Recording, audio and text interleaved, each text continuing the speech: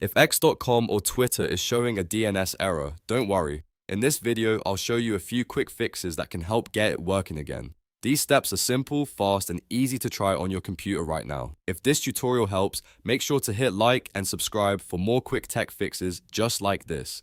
First, go to your Windows search bar, type cmd and open command prompt. Once it's open, type ipconfig/flushdns, then press enter. This clears your DNS cache and can often fix loading problems with websites like x.com.